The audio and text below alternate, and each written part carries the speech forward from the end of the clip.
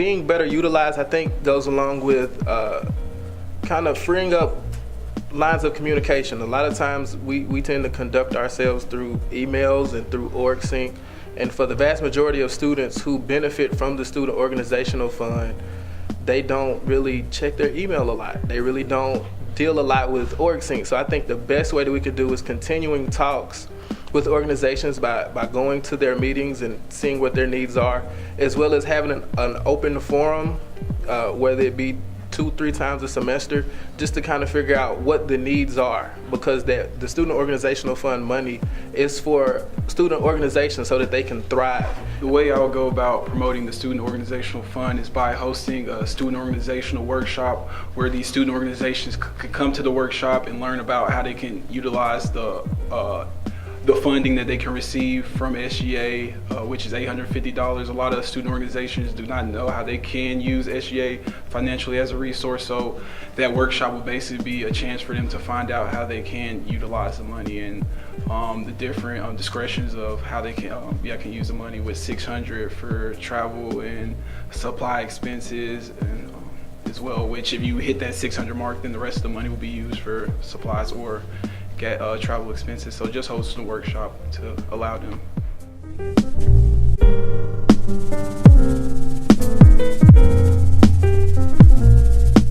I think the first change that I would make would be in our allocations to different auxiliary such as RHA and CAB, that we focus not more so on the amount of money that we give, but the sustainability of the programs that we give out. Many students feel like they're missing something, and we can't necessarily pinpoint exactly what that is. So versus SGA being just a surplus and a resource for money, that we also sustain that relationship. So the allocations that we give RHA, the allocations that we give CAP, that we not just be givers of that money, but we also support those programs, bring reports back, and do everything that we can so that those programs can not only succeed monetarily, but so that they can be what they need to be for the campus. Currently, student organizations are allocated $850 for to cover, like I said, traveling expenses as well as supply expenses. But the thing is, if you hit the 600 mark with, say, travel expenses, then the $250 can only be used for supplies. Or if you hit the 600 mark with supplies, you can only use the $250 for gas or travel expenses. So I would like to just eliminate that barrier between the two, to allow the student organizations more freedom and more discretion to use that money the way that they'll like to use that money, because some organizations might travel more than others, and some other organizations might put on more events and use more supplies than they travel. So I want to just leave that, give them that discretion to use the money to their free will. Second, I would like, just talking to students while I've been campaigning, a lot of students, they're unaware that they're members of SGA and that they can come to meetings. So I would like more money funded to promotional materials, basically making students more aware that they are members of SGA, and also putting more money to incentives to get students to actually come to meetings where they can voice their opinions firsthand and actually make an impact on campus. So.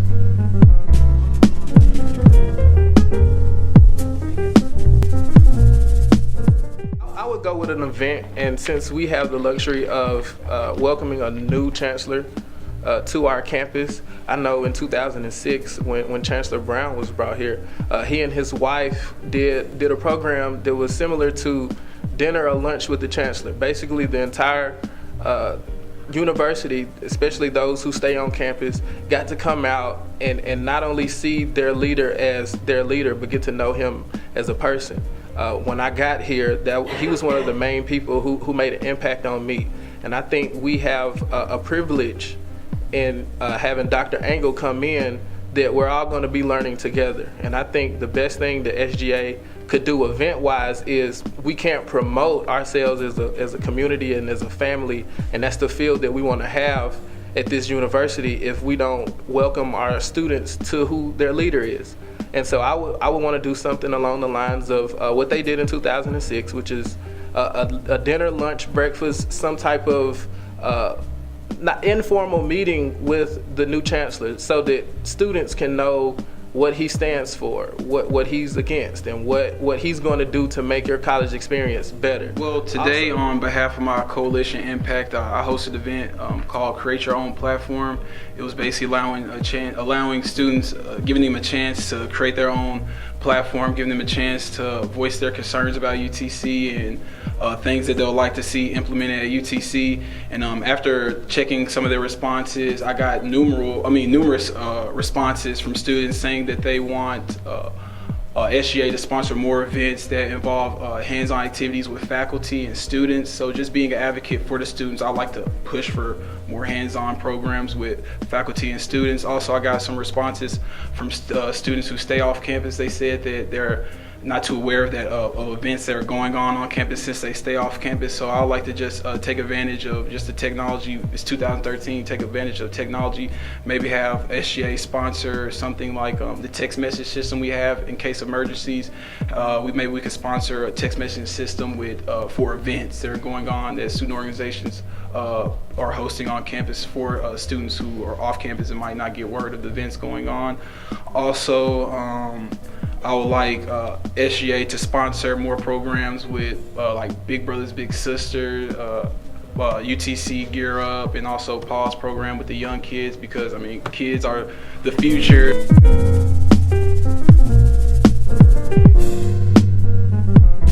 One way is very easy, which is partnering with Lisa Darger, who's a sustainability coordinator on campus, and the environmental task force to retrofit some of the lighting fixtures on campus so that they can use energy efficient light bulbs.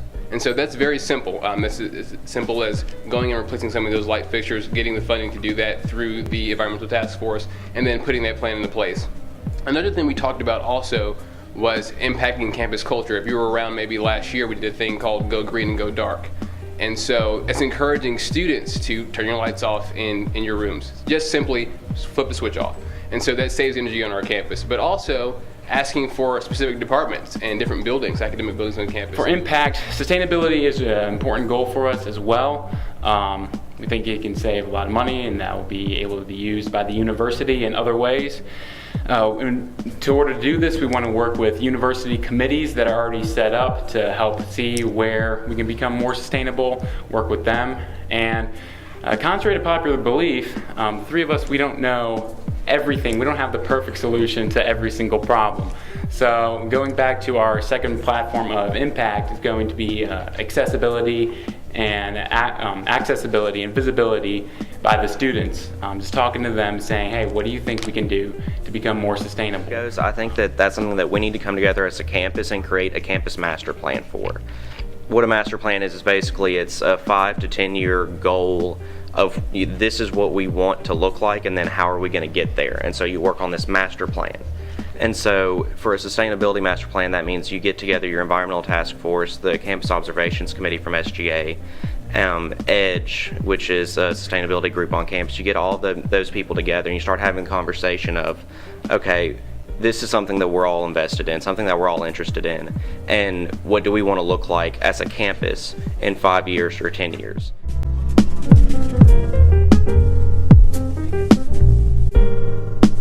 Development of sustainability of student organizations. We feel like for students to feel like they have a connection with the university, they need to find some connection. Sometimes there isn't, and so they have to end up making their own connections. So one way we would go about doing this is, as our candidate for treasurer, Brandon Hardin, said earlier, is that we would have this workshop where students would learn how to make a constitution, who they would need to get for an advisor, how much money they have allocated towards them. My top priority is student retention and success. I think that's what our university should be in the business of. Number one, bringing extraordinary students here, but also making sure they graduate in a timely manner and that they actually graduate. But it's a major issue. And one of the ways that I think, first and foremost, that I can impact that is working with existing university offices and partnering with student organizations to meet the needs of those very small parts of campus that create the campus. And so as you get more people on campus, you not only have students who make stupid decisions, but you also have all of these other people. We're in between MLK and downtown. There's a lot of foot traffic. Beyond stupid students, you have other stupid people doing stupid things. And whether that's breaking into cars, going into somebody's apartment and taking their laptop off their desk, it's happened. Trust me, I'm sure we all have stories of how that's occurred. We need to start addressing those issues. And whether that's trying to get the university to put more money to blue lights, whether it's finding another emergency response system, I'm not sure what that answer is, but it's something that we need to work on right now.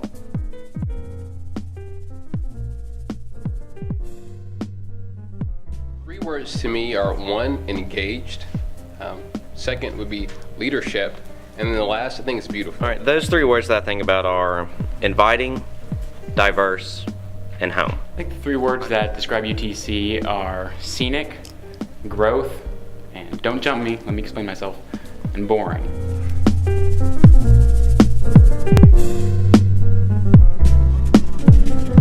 Have a Meet Your Senator Day down in the UC where you go and senators can be there like one day a week and you just talk to them, see what's going on, see how they can help you. Another suggestion that we received was have a drop box to where it could just even be outside in the Raccoon Mountain Room or somewhere on campus where students, if they couldn't even talk to us at that moment, they could write down their idea or how to get a hold of them or contact them and then lay that down for us to look at a future time. And then also do an event like we did today, as again our treasurer candidate Brandon Hardens just said with our Make Your Own Platform event. Just have an event out in Heritage Plaza where we meet people and say, how would you like SGA to be better? I think SGA has a responsibility to be more visible and noticeable on campus.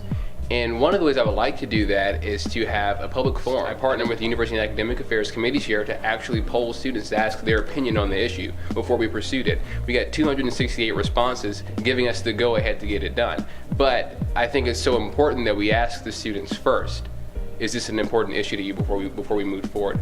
And lastly, something that President Bell and I have discussed briefly is just the idea of having email addresses that are unique to the office, not to the individual. So you have an email for the president, for the secretary, for the treasurer. It's just abysmal that SGA doesn't have a website that you can go to and that you can always contact us through.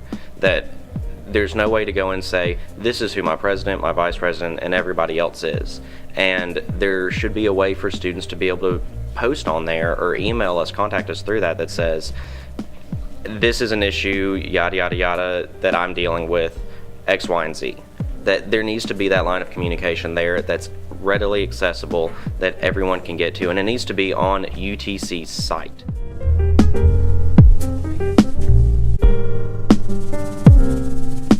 It's just a matter of not feeling that there was as much support behind it at the executive level sometimes, and so I didn't want excuse me, to create some sort of divide or rift between anyone at any level, because at the end of the day there were still great initiatives that President Bell, you've been wanting to go work towards. Our first goal is impact with the student development and sustainability.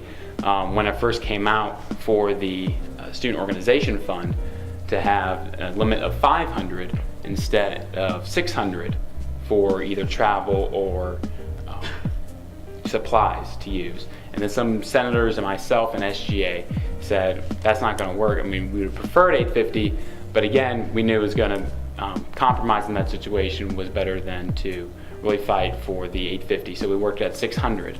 And I'm thankful to the executive team who helped me with a lot of those initiatives.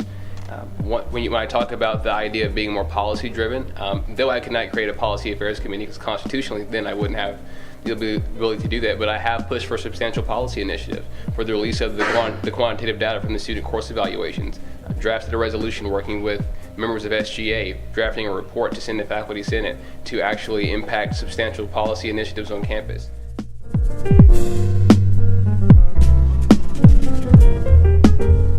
Of course, I run with Ignite UTC, and our platform is centered on 3 primary goals, and that's 1, to be successful advocates for SGA, 2, to impact campus culture through promoting diversity and working with student organizations, and 3, to really start spearheading a discussion on student retention here at UTC. And the best way to do that as the Vice President, who is the primary executive for internal management of SGA, of the Senate, and of the committee chairs, is to really be able to learn how to operate with the staff and to be able to work to select a good cohesive staff and to be there essentially as the office manager of SGA and make sure that those conversations are happening and that we're keeping everybody alert and everybody's doing their job.